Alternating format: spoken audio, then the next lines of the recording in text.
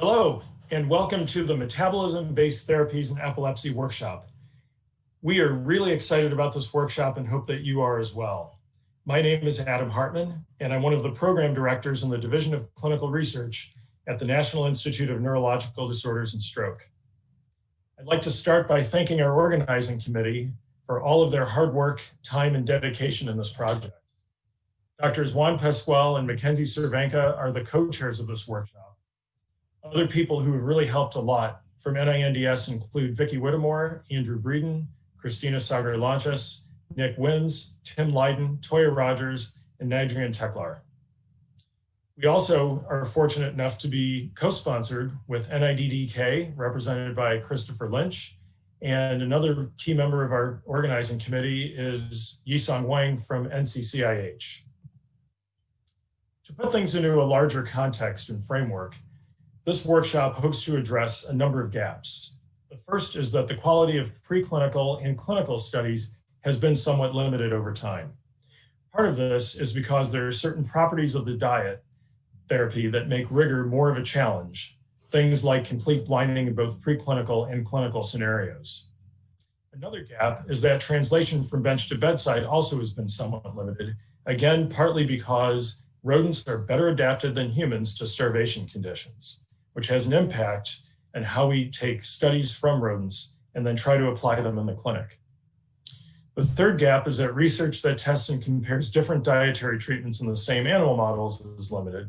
And finally, there's a lack of information about individual and family attitudes toward the diet, the impact on families, and the abilities to maintain dietary therapies. What we hope to be able to deliver at the end, and some of our goals, include linking preclinical and clinical work more directly with very specific attention to rigor. We also hope to better understand mechanisms by which dietary treatments of the epilepsies impacts the brain, impacts excitability, and has an impact on seizures in epilepsy. Finally, we hope to improve preclinical and clinical studies in the field, both in terms of novel clinical trial designs and preclinical study designs, as well as possibly developing some useful and meaningful biomarkers. So because of the challenges that we face with COVID-19, this workshop, as you know, is going to be a little bit different. It's all going to be online. There's some homework to do. We hope that you're going to be watching all of the pre-recorded sessions, including this one.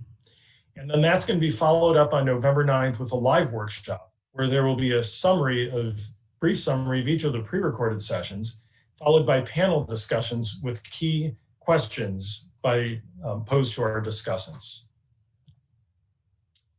The pre-workshop videos are organized into 4 sessions. The first is Foundations, which this is a part of, including rigor.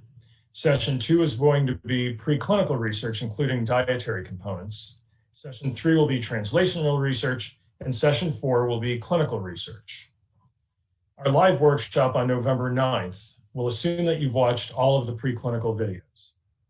Session 5 will be some opening comments from our director and the organizing committee members.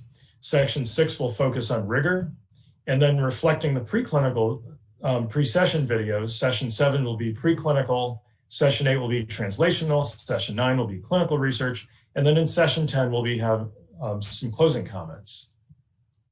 So we're really excited that you're a part of this workshop. It's the first virtual workshop that I've organized, and I know that this has become the new norm for the time being, hopefully not for too long. So we look forward to seeing you live on November 9th, and stay tuned for more information on our website. Thank you very much.